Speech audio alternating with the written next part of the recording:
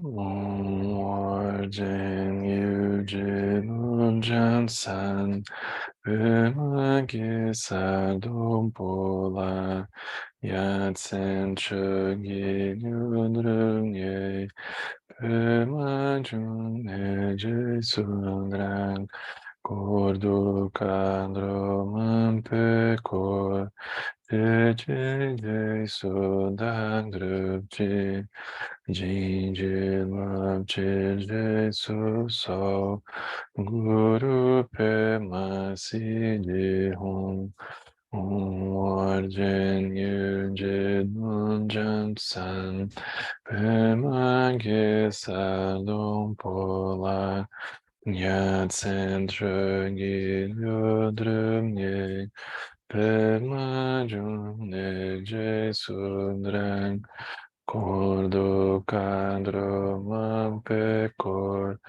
Che Sudadruci, Jinji Lamcher Jesus So, Guru Pema Siji Hom, Om Arjen Yujin Lujam San, Pema Gesardum Pola, Yatsen Chogi Nyodrum Ye, Pema June Jesudran, Kordu Kadro Mampekor, Che Jesudang Drupchi, Jinji Lapchir Jesuso, Guru Pema Siji Hum, Sanjay Chodan Sochi Chodan Marjan Chobardo Dagni Chap Sochi Dagi Jin Soji Peso Nanchi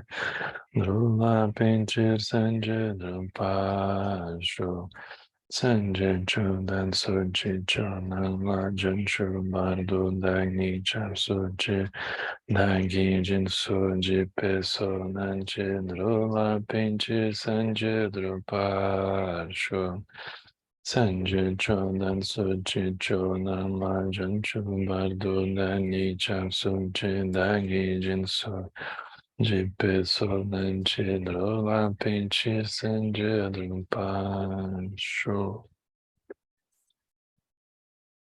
Então, a gente está dentro desse estudo, né? O texto passado, vamos dizer, os primeiros encontros que foram mais de contextualizar o assunto. Desde o encontro da semana passada, a gente está olhando de forma mais específica o tema do trabalho. Então, desses 3 temas que compõem o título, né? A gente vai tá começando por esse, né? E o Trungpa, ele não vai gerar uma lista de trabalhos que ele considera próprios aos praticantes budistas e dos trabalhos que ele considera impróprios aos praticantes. E ele não vai entrar por uma coisa dessas, né? Mas ele vai convidar a gente a olhar para o trabalho como alguma coisa que está relacionada ao nosso corpo, que está relacionada à nossa mente, que está relacionada a outros seres. Portanto, tudo a ver com a própria prática.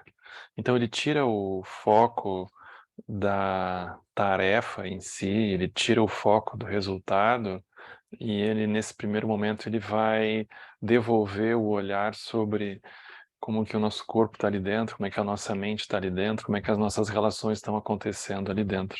É isso que importa, né, nesse contexto, como ele está colocando até agora, né? E a gente vai voltar 1 ou 2 páginas do que a gente parou na semana passada para poder contextualizar melhor, né, o sentido aqui que ele está falando. E hoje ele vai começar a fazer umas analogias com a própria prática de meditação, vinculada ao tema do trabalho, associado a esse tema do trabalho, né? Para quem tem o texto em português, é página 64.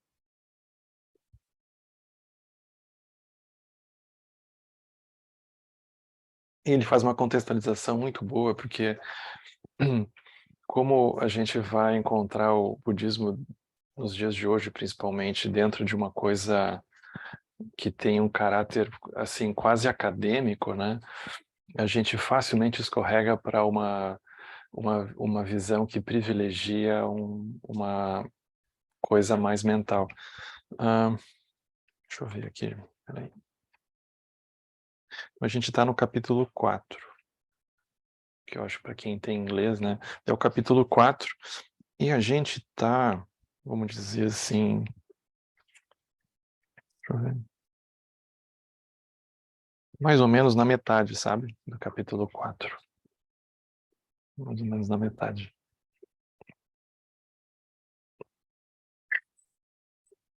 Onde tem uma parte que diz assim, ó, muitos dos problemas que as pessoas têm no relacionamento com o trabalho, a gente vai voltar desse ponto. Então aqui ele está olhando, na verdade, como que internamente a gente se relaciona com o trabalho, não importa qual, né?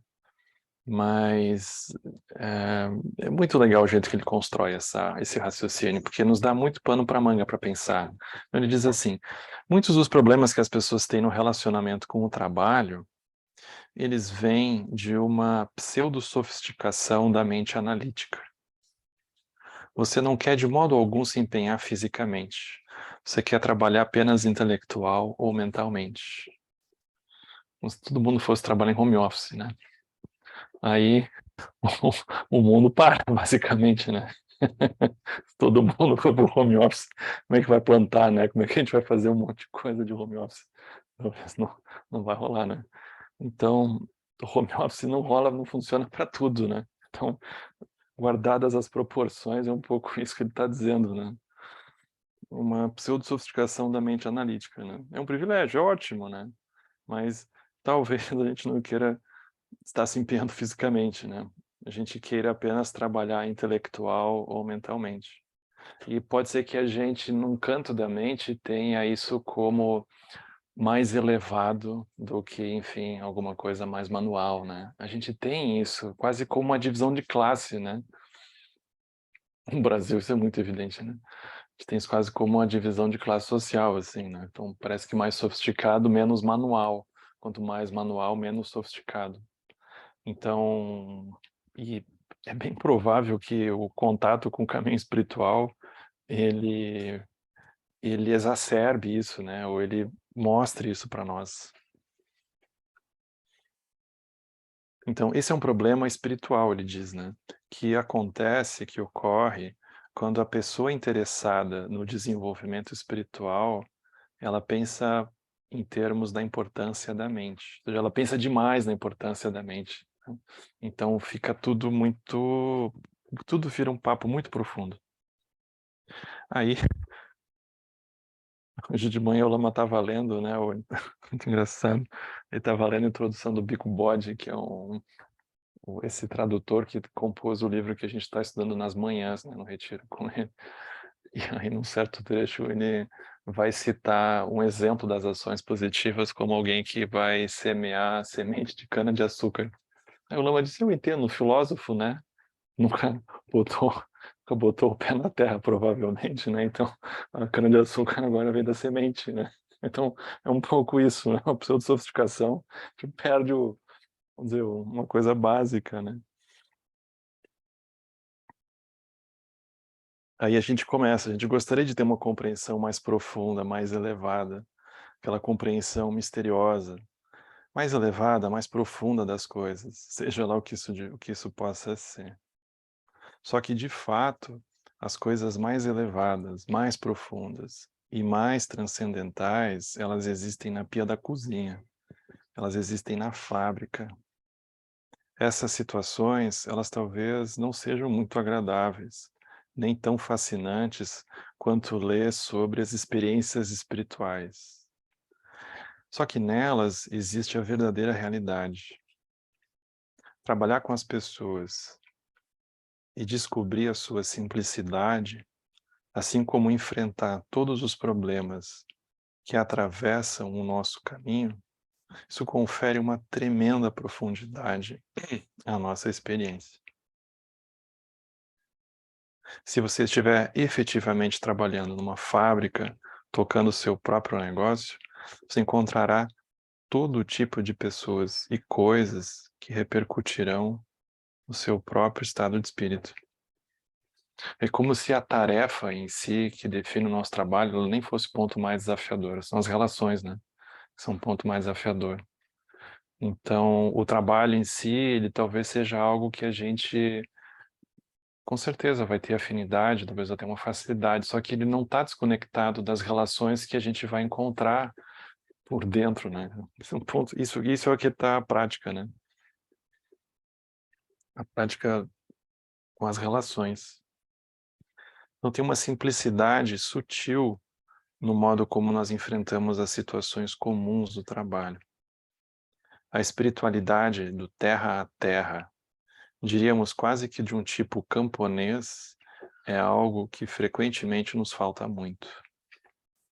Essa espécie de qualidade tribal ou camponesa, ela é uma das qualidades mais bonitas, sadias e equilibradas que existem. Então ele nos devolve para a terra, né? Ele diz assim, se você tiver essa qualidade de simplicidade ligada à terra, então, de fato, você não terá nem, de modo algum, problemas com a sua mente. Tudo funcionará de uma maneira equilibrada e ligada à terra. Tudo será tratado correta, completa e simplesmente. Porque, por exemplo, vamos supor que a gente passe algumas horas na frente do computador, né? Como provavelmente muitos de nós passam, né? É muito interessante observar que é como se a gente entrasse num plano de existência, de usar uma linguagem budista, em que a gente esquece do nosso corpo. Muito fácil. A gente não lembra mais que tem um corpo. A gente vai para uma realidade que ela independe do nosso corpo. Então, isso é como se fosse na forma como ele traz aqui, ele é um critério de um controle de qualidade de início de uma insanidade, vamos dizer assim, porque a gente perde um fio terra com uma uma realidade mais palpável, né? Uma coisa mais concreta que está acontecendo de fato. E a gente começa a viver esses mundos paralelos, assim, né? A gente entende como que nos tempos de hoje essa onda de fake news ela fica tão forte, né? A gente vai sendo estimulado também num mundo que a gente vai desincorporando, a gente vai vivendo num ambiente que ele é mais etéreo, né? E isso vai adoecendo também, fisicamente, espiritualmente, sutilmente, né? Então ele diz assim, quando nós consideramos, por exemplo, povos nativos da Índia, do México, dos Estados Unidos, os povos indígenas, né? Nós descobrimos que eles são saudáveis porque estão ligados à terra. E eles são saudáveis porque eles resolvem pessoalmente as situações. Eles são fortes, eles são sérios, e eles são rudes.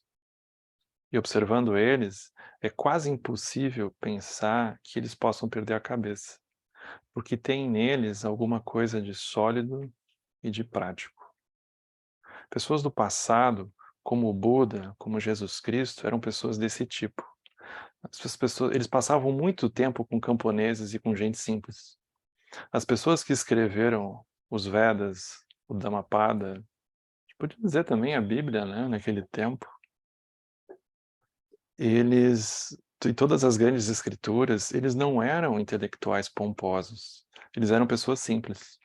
Eles viviam uma vida muito singela. Eles iam buscar a própria água, eles cortavam a própria lenha para fazer o seu chá, para fazer a sua sopa. Eles aprenderam a executar as tarefas domésticas e a viver de um modo rústico. Muito simples, né? Muito simples. Isso é muito necessário.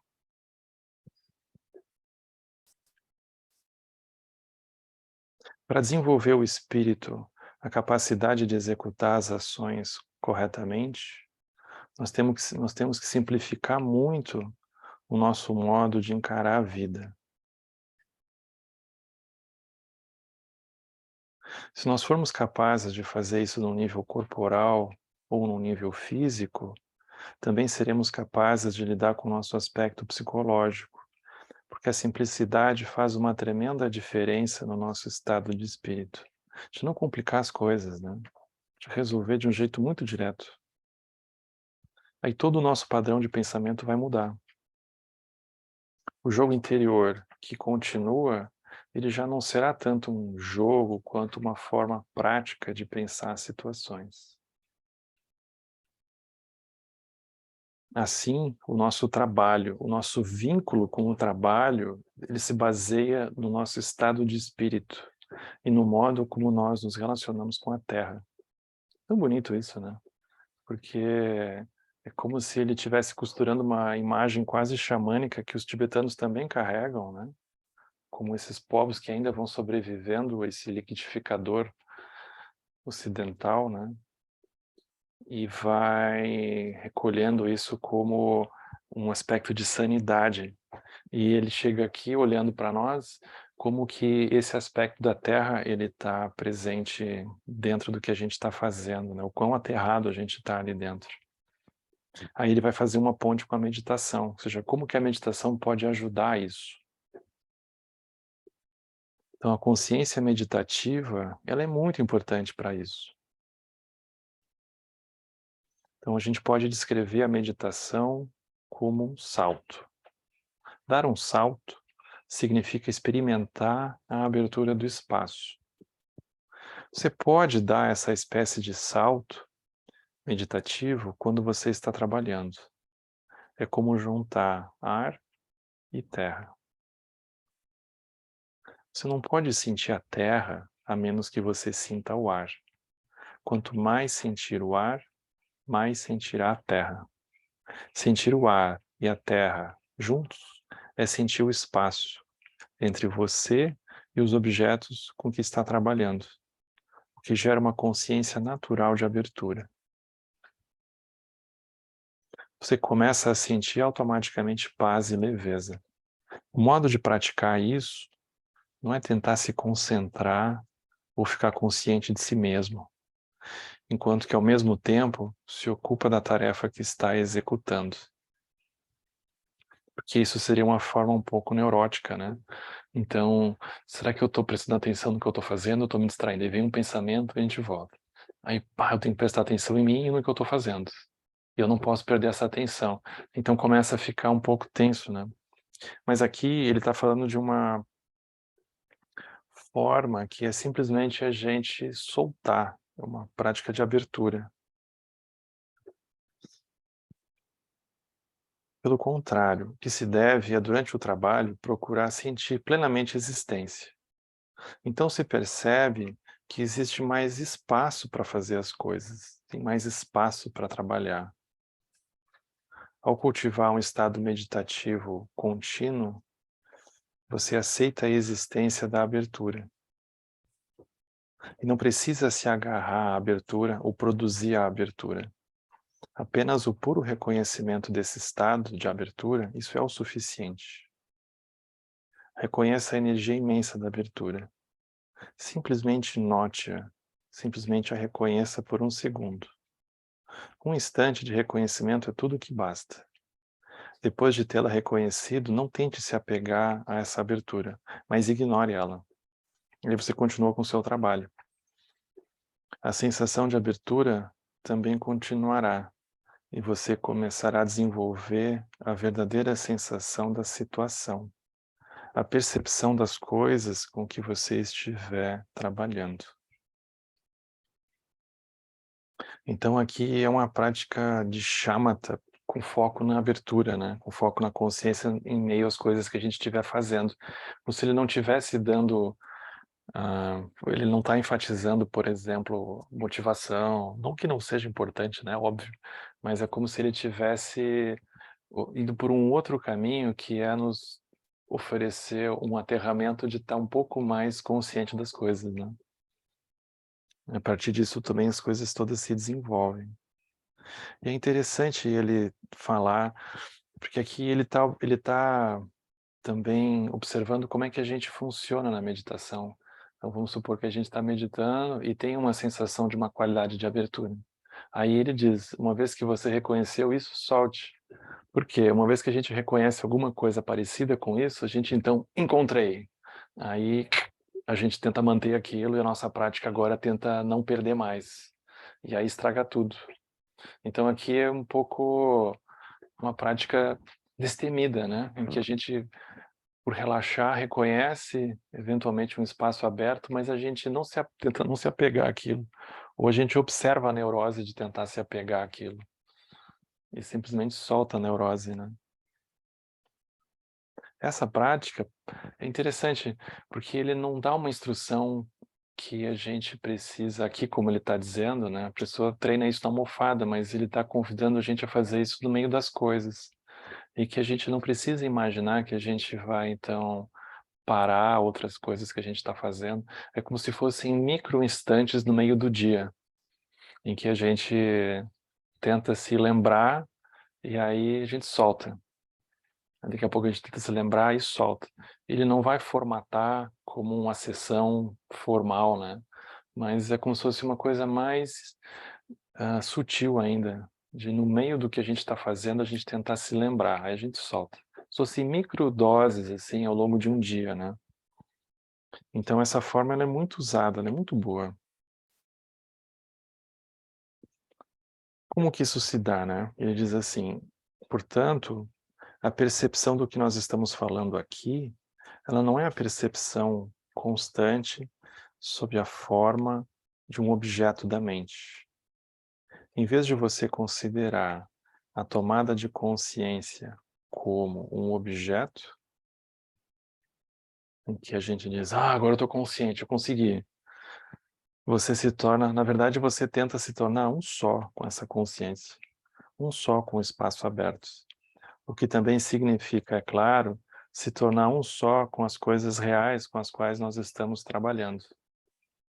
Então todo o processo ele se torna muito mais fácil, de mão única, e não uma situação em que você tenta se dividir em diferentes níveis de consciência, com um nível prestando atenção no outro.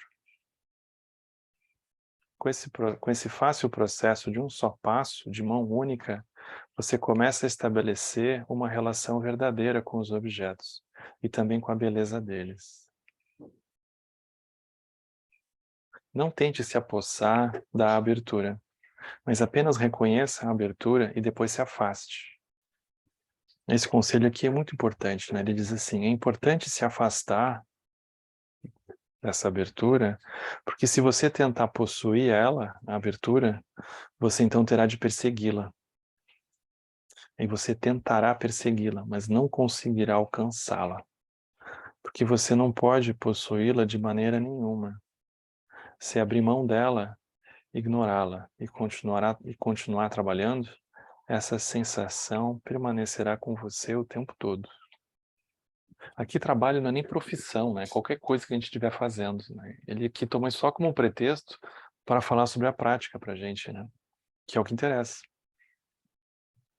E mais do que isso, é como se ele estivesse convidando a gente a perceber o quanto que a forma como a gente lida com as coisas no meio da prática, ela começa a invadir o cotidiano. Então é como se ele estivesse também convidando a gente a se dar conta de que, por exemplo, no meio, a gente se propõe a fazer uma prática de silêncio. Ali dentro, a gente tem uma plataforma de observação da forma como as nossas relações acontecem para nós, seja porque essas relações surgem no meio das imagens das pessoas que vão aparecer para nós ali no meio da prática, né? As conversas que a gente tem, no meio dos pensamentos, mas a forma que a gente vai lidar com esses pensamentos é a forma como a gente vai lidar com as pessoas quando elas aparecerem, né? Uma forma, a energia que a gente manifestar quando aquela pessoa surge na nossa mente no meio da prática, é provavelmente a mesma energia que a gente vai sentir quando a pessoa aparecer de carne e osso.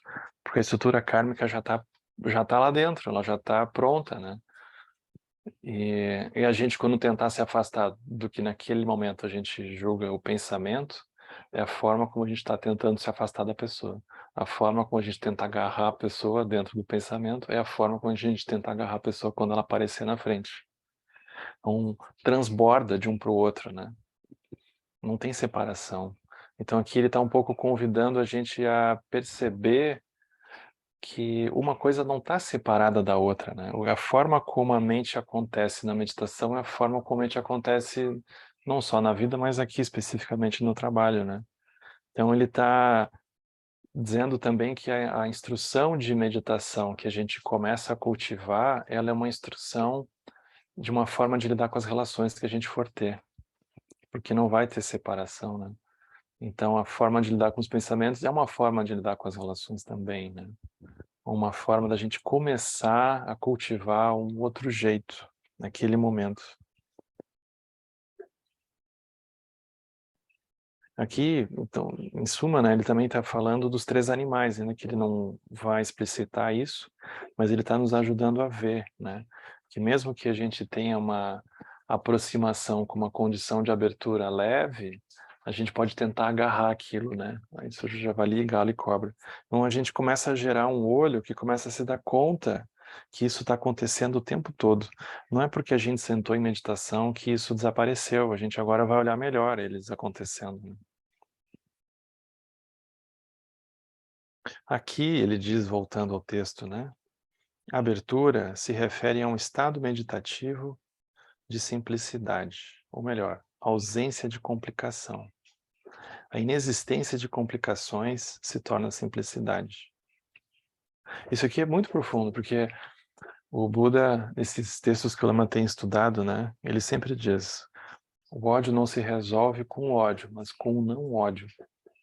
Isso é muito legal, porque ele não diz assim, o ódio se resolve com o amor. Se ele estivesse dizendo isso, a gente estaria meio ferrado. Porque diz, não, eu não tenho amor. Mas que amor é esse? Como é que é? E a gente começa a se sentir cobrado a ter que aplicar alguma coisa em cima. Então, ele simplesmente tenta criar um espaço dentro de nós. Aqui é a mesma coisa, a ausência de complicação, a gente está complicando as coisas. A gente simplesmente para de complicar. Ele não vai dizer, bom, você tem que ter uma vida simples. Então ele já introduz um conceito para nós. Ele não faz isso, ele só tenta retirar a complicação. Aí o resto vem, o resto começa a aparecer. Aqui ele usa o mesmo processo. Há um estado de ausência de complicação. Aí a gente vai chamar isso de simplicidade. Mas ele não começa pela simplicidade, ele começa pela complicação. Aí vai retirando a complicação, a simplicidade vai aparecendo. Dentro da simplicidade, existe lugar para fazer coisas, para se mover. E isso é verdadeiro, tanto nas ações do dia a dia, quanto na meditação. Por que que isso aqui é importante? Porque, no fundo, nós somos super sensíveis. Assim, a pessoa não olhou para nós, a gente já acha que tem alguma coisa acontecendo. A pessoa não respondeu a mensagem no momento, a pessoa não alguma coisa. A gente é super sensível, tem que ter muito cuidado, né? Porque a sensação que dá, às vezes, é um pouco um campo minado. A gente não sabe muito bem como que a outra pessoa vai reagir, e a gente também acaba tendo reações que a gente nem imaginava que teria. Isso é o que ele vai chamar de uma coisa complexa, de uma coisa complicada. A gente vai criando mundos que não têm lastro, assim, eles não têm embasamento mínimo, assim, eles não têm uma terra, né? É uma viagem que a gente começa a entrar fácil, né? Fácil. A gente começa a complicar as coisas. Mas aqui ele está falando de uma ausência de complicação, tudo muito mais direto, tudo muito mais simples. E aí tem espaço para fazer as coisas, né? Mas aí a gente tem as nossas dores, a gente tem as feridas, a gente tem as expectativas, a gente quer isso, quer aquilo. Aí a gente e quanto maior for esse porta-mala, né, mais tempo a gente vai levando para conseguir ir descomplicando, né? Então aqui faz parte do processo olhar isso. Então ele vai falar, o materialismo psicológico,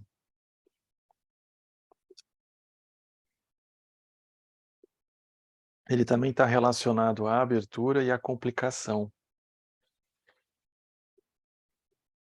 Ele é o oposto da amplitude que caracteriza a consciência meditativa. Em geral, o materialismo psicológico, ele é um desejo violento de satisfazer alguma coisa que existe por trás das atividades. É quase como a gente pergunta para a pessoa, mas o que você quer fazendo isso? A pessoa responde. Mas é como se a gente tivesse que se perguntar para nós, a gente tem que se perguntar para a gente mesmo, mas o que que de fato eu quero quando eu estou fazendo isso, né? Nunca é a primeira resposta, né? Quando a gente reformula a pergunta para a gente mesmo, a gente vê que tinha alguma outra coisa mais simples ainda atrás do porquê a gente estava fazendo aquilo, né? Então é um desejo violento de satisfazer alguma coisa que existe por trás das suas atividades. Você se relaciona com as situações com avidez e possessividade. Em outras palavras, você se leva demasiadamente a sério. Você leva demasiadamente a sério a sua lógica sobre o que está acontecendo. Aí você tenta aplicar a sua lógica com uma avidez deliberada. É um estado penoso e contínuo, onde impera o anseio de alcançar certas metas. Aí você fica preso a um estado de espírito profundamente competitivo. A sua maneira de buscar as coisas é, de um modo geral, pesada.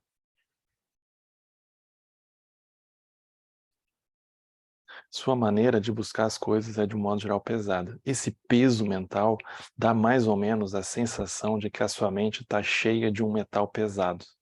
É quase um estado de espírito metálico. Você pode tentar ficar longe disso, rejeitando, mas então a alternativa vai ser o fascínio puro com os objetos, com as coisas. E ao invés de perceber as coisas com uma maneira simples, você fica fascinado por elas. Isso produz uma espécie de mundo plástico. Aí o Rupa cria aqui um conceito, né, uma forma de olhar para as coisas muito interessante. Ele diz assim: então, a mente materialista, portanto, ela pode ter essas duas qualidades, que é peso ou fascinação.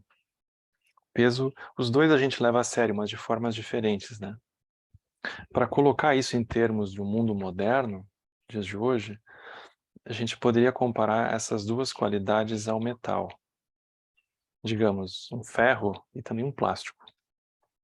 A abordagem plástica, ela implica o fascínio pelas cores, mas não pelas qualidades efetivas das coisas, tais como elas são. Como se ficasse só na superfície, né? A abordagem pesada, ou metálica, ela busca as coisas com muita seriedade, de uma forma quase obsessiva. Aqui são quase extremos também, né, da nossa postura, porque a gente aqui ele está brincando com nós, com os praticantes também, porque a pessoa pode dizer, não, esse mundo é muito vulgar, esse mundo é muito materialista, eu quero as coisas profundas. Aí a gente coloca tanto peso naquilo, tanta seriedade, que acaba virando a mesma coisa. Guardadas as proporções, a gente cai para um outro extremo da mesma neurose, vamos dizer assim, né? Então, é como se tivesse um fundo muito crítico, né? E do outro lado disso é quando a gente abdica de olhar as coisas com profundidade, porque não tem nem interesse. E a gente fica fascinado com as cores, com as cores. Nesse estado de espírito pesado, não tem, de maneira alguma, lugar para um senso de humor. Não tem espaço para criar um pensamento novo. Tudo tem que ser numerado, tudo tem que ser planejado. Então, aqui a mente ela se torna muitíssimo exigente. Isso pode levar à ação, a se mover, né? Mas essa ação que a gente pode ter, ela é um produto de uma mente muito sobrecarregada. Na verdade, essa ação ela é menos horrível e menos demoníaca do que um estado de espírito em que predomina o peso e a solidez. A abordagem materialista, ela faz com que todo o espaço ele pareça ter sido preenchido por cimento, metal ou plástico. Essa é a razão que as pessoas sentem uma claustrofobia tremenda com relação ao materialismo. Não é só por causa de todas as coisas materiais que as rodeiam, É muito mais por sentirem que em toda a sua psicologia se transformou em alumínio e plástico. Não há espaço para se mover, não tem lugar para fazer nada. Seu espaço, que era aberto, se tornou sólido. Então aqui ele começa a falar um pouco desse estado interno que a gente pode entrar, e ele tem um fundo que ele é suicida. Não necessariamente, não obrigatoriamente no sentido pessoal, mas se a gente olha enquanto cultura, tem uma falta de visão nisso, né? E ele diz assim, eu digo que o peso de um estado de espírito do materialismo psicológico é quase obsessivo, porque tem algo terrivelmente cruel e autodestrutivo no ato de não se permitir espaço.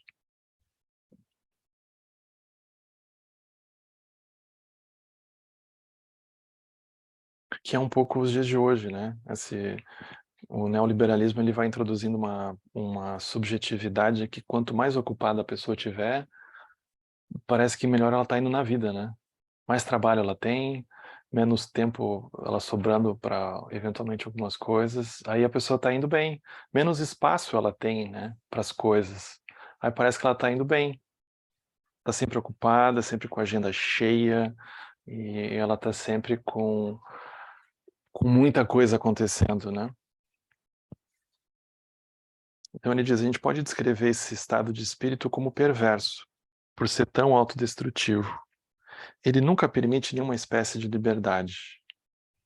Quando você está nesse estado de espírito, quanto mais sente que existe algum trabalho a fazer, mais você é impulsionado a colocar sua energia nele. Isso se torna uma reação em cadeia sem fim. Essa pessoa fica presa nisso, né? Então a pessoa sente a situação como obsessiva, no sentido dela ficar sem ar. Começa a produzir ansiedade, né? O que está ligado a uma sensação de morrer, de morte, realmente. É como se não houvesse nenhuma janela na sala. É completamente sufocante. É como a morte, porque não tem nada prosperando, nada crescendo, nada mais se desenvolvendo.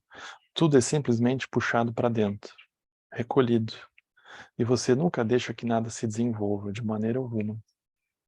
Embora o espaço já tenha sido completamente preenchido, ele recolhe cada vez mais material, até que a situação se deteriora completamente.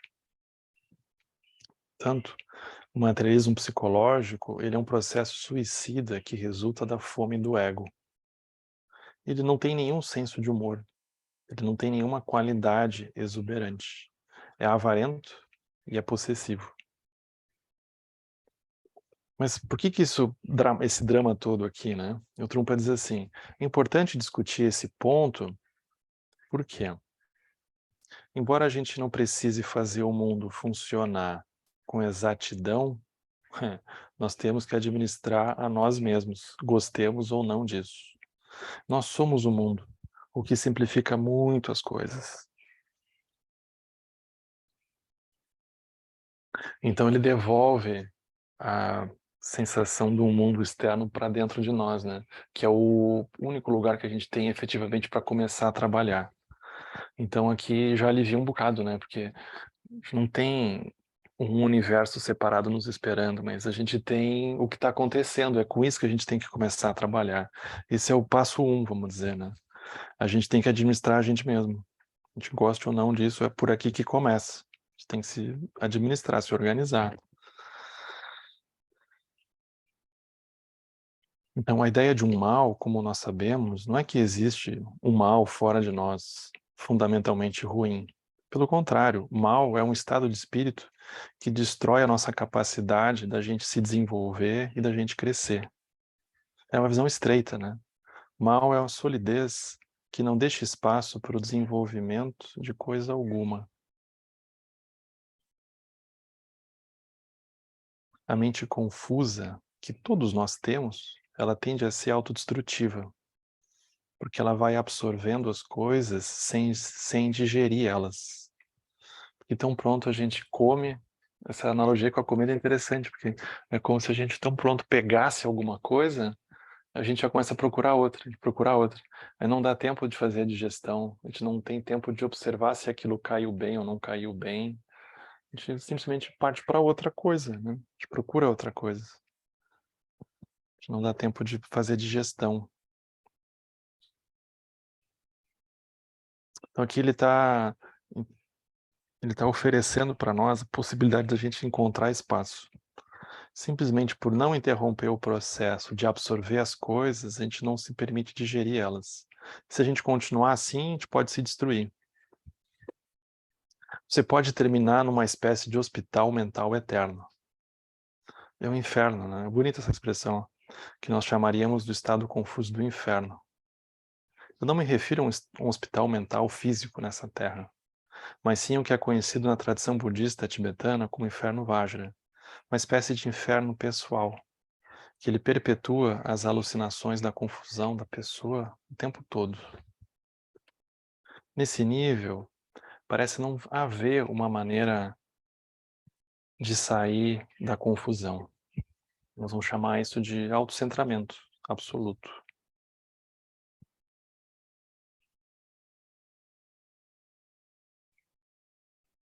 De qualquer modo, mesmo no nível de maior intensidade desse materialismo psicológico, a nossa inteligência primordial, ela não cessa, ela não cede. Muito importante lembrar isso, ela não cede, ela não cessa. Até que, finalmente, nós começamos a achar que existe alguma coisa errada com o materialismo. Isso está acontecendo agora no mundo ocidental. Estamos procurando algo além da nossa visão materialista do mundo. O peso, o congestionamento que todos nós sentimos, eles trazem consigo uma dúvida. Então é como se a gente começasse a se questionar, né? Mas eu estou indo para onde, né? Isso aqui está indo para onde? As outras pessoas estão indo para onde com isso?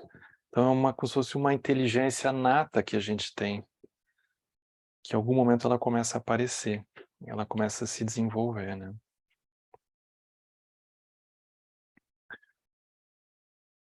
A gente vai parar aqui, né? Porque a discussão ela segue, né? Por dentro disso, mas a gente terminou de um jeito mais otimista do que começou. Isso já é bom. Senão, se a gente parasse no parágrafo anterior, é meio desesperador, né? Tem um hospital mental, como é que ele chamou? Um hospital mental eterno. No fundo não é eterno, né? Porque mesmo o hospital mental passa, né? Ele também é passageiro. Mas ele traz uma postura, não é otimista, no fundo ela é realista, porque todo mundo desconfia, né? Da realidade. Todo mundo desconfia. A gente às vezes não tem o mérito de ter as ferramentas certas, mas a gente acaba encontrando. Mas ele trouxe várias coisas aqui muito legais, né? Essa analogia que ele traz com uma forma artesanal, assim, camponesa, eu acho muito boa, muito necessária, né? E esse diálogo aqui com a meditação também é muito legal. Mesmo essa forma dele introduzir, é uma forma dele explicar a psicologia budista, né? Que já é um termo inventado, né? Mas uma forma dele pegar os conceitos, a visão da roda da vida, dos 12 elos, os 3 animais, e fazer uma transposição, no caso dele, né, para o que está acontecendo hoje, né? Hoje é assim, tá valendo igual, né? Não é que isso aqui tenha sido nos anos 70 e 80, né? Mas segue igual, olha, super atual, né? Então ele não está aqui procurando um rigor acadêmico dos termos, né? Mas ele estava tentando justamente entender o que estava acontecendo à luz do Dharma, que era de onde ele vinha, né? Chegando num país completamente diferente, como os Estados Unidos, onde ele estava, né? Mas tem coisas ótimas aqui, né?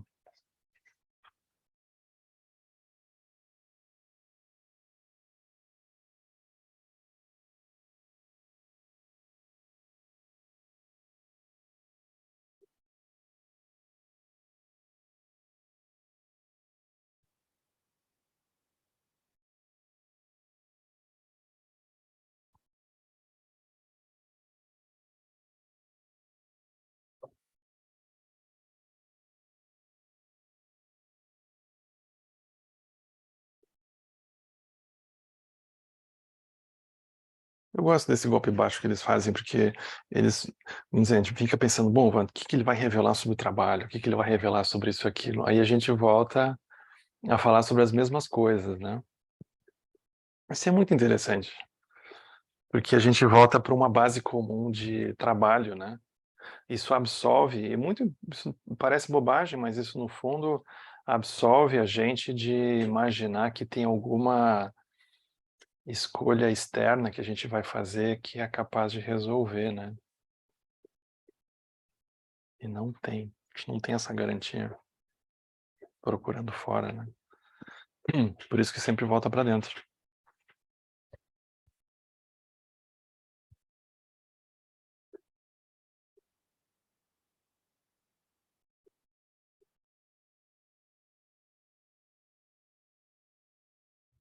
Henrique, Oi, Edu. boa tarde, gente. Boa tarde, Tarde. Henrique. Boa tarde. Não, eu achei interessante isso que essa relação que ele faz desse estado meditativo com a relação com o trabalho. Acho que seria bem interessante de aprofundar, assim, né? De, sei lá, conversar mais sobre isso. Eu achei isso bem interessante, assim. Não sei se você teria algo mais a dizer sobre esse ponto aí, É para porque se a gente olha trabalho, é esclarecer. como se a gente tivesse encaixotando a nossa profissão, né? Aí seria um problema, por incrível que pareça. Porque aqui ele está olhando o trabalho como uma ação qualquer que a gente possa vir exercer no dia, né? Ele não está encaixotando aquilo para dentro do expediente, né? Ele não está restringindo isso, porque no fundo, ainda que a gente sinta que a gente tem, de fato acontece formas de sociabilidade diferente em diferentes espaços, né? Por exemplo, a gente vamos supor, entre a sanga a gente se revela como um tipo de pessoa, mas se as pessoas da sanga vissem a gente na relação que a gente tem com a nossa família, por exemplo, talvez fossem ficar um pouco surpresos, porque não são outros karmas que afloram ali, né? Aí dali a gente chega em outro ambiente, um ambiente, vamos dizer, que seria estritamente profissional. A gente um pouco é a mesma pessoa, mas um pouco tem outros karmas que também acontecem ali, né? Então, ainda que a gente vá vendo que tem essa sensação de diferenciação, na base, o processo, quando a gente retorna para o denominador assim dos três animais, é a mesma coisa que está acontecendo, né? A gente olhar os 12 elos, é a mesma coisa. A gente olha os 6 reinos, é a mesma coisa. Então, é como se aqui ele tivesse recuando para um ponto em que a gente consegue ver os mesmos processos que externamente vão se manifestar de formas diferentes, mas na sua raiz eles são os mesmos, né? Aí, nesse sentido, a gente não vai conseguir separar o que acontece dentro do silêncio com o que acontece do expediente, com o que acontece em casa, na pia da cozinha, como ele fala, né? Porque a mente é a mesma. Mas a gente engaveta isso, a gente encaixota, na verdade, né? Então, a gente guarda uma aspiração de imaginar que, bom, então quando eu for para tal lugar, quando eu entrar em retiro, quando isso, aquilo vai mudar, mas a mente vai ser sempre essa mesma mente, né? É um pouco frustrante, né? Mas a gente ganha tempo quando olha assim, porque a gente antecipa o trabalho que que eventualmente poderia ficar para depois, a gente já começa agora de olhar para essa mente. Então, ele desromantiza um pouco. Ele é como se ele tirasse a energia, assim, né? Desidratasse uma expectativa de que a atividade que a gente estiver fazendo, por mais manual ou banal que ela pareça ser, ela não pudesse ser suficientemente profunda se comparado com outras. Ele já tira isso de saída. Aquilo funciona, a gente não está sabendo enxergar, talvez. Mas ali dentro a gente enxerga tudo. Os tibetanos, no Zen tem isso, mas aí dentro das tradições budistas tem diferentes formas de fazer isso. Aqui no Sebe a gente não tem tanto, né? Isso ritualizado, mas no budismo Vajrayana é mais fácil de ver, porque tu tem muitas coisas que manuais que tu tem que fazer, as oferendas de água no templo, tanto a limpeza do próprio templo, aí tu vai fazer oferenda de lamparina, e, enfim, tem uma infinidade de coisas, e tem fazer as bandeiras, aí tem um monte de diferentes coisas que são formas de amarrar manualmente, aparentemente, a pessoa. Ela gera um mérito, mas ao mesmo tempo ela tem a oportunidade de olhar para a mente dela enquanto ela está fazendo aquilo, né? Mas é como se ele estivesse pegando o mesmo processo, convidando a gente a fazer agora na rotina que a gente entende como nossa vida, né? O mesmo funciona. O mesmo funciona. Aí a gente, quando para, a gente vê que a mente ela vai ser sempre a mesma, né? A mente que medita, a mente que está em casa, a mente que vai para o trabalho é a mesma mente. Ela quer uma coisa, não quer outra. Ela fica pegada a isso, gera aversão àquilo. Esse processo ele é muito semelhante sempre. Como que a gente vai lidando com isso, né? Então ele vai encontrar uma forma de falar da prática na vida cotidiana. É isso que ele está fazendo, né? Mas essa forma de meditar aqui que ele traz, a gente pode olhar melhor com cuidado, né? Eu acho que a gente poderia fazer talvez uma prática semana que vem, olhando para isso com mais tempo, né? A gente pode fazer isso. Como uma sessão mesmo de meditação em conjunto aqui, né? A gente pode fazer isso.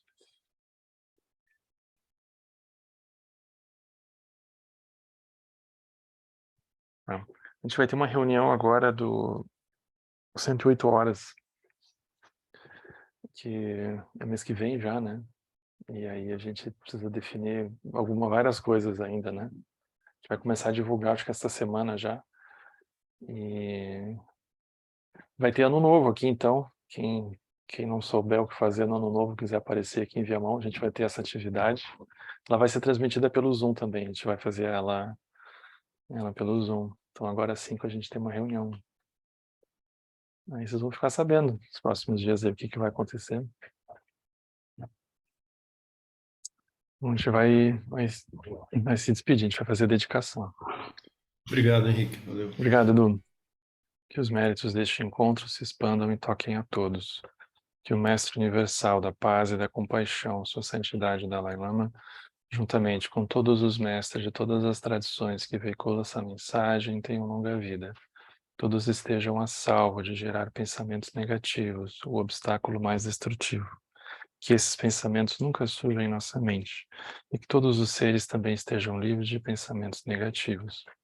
Quem Lobcho Sun Ring Lu Che Zan Lin Sa Sun Cha Pa Pel Dro Ju Cho Sun Nam Ma Nan Midrau do Sun Ge De Sho. Obrigado, gente. Boa semana. Valeu, pessoal. Obrigado. Tchau, Vou te gente. ver aí, Anderson. Valeu, Um abraço abraço. aí. Obrigada, Henrique. Obrigado, gente. Beijo, abraço. Tchau, tchau.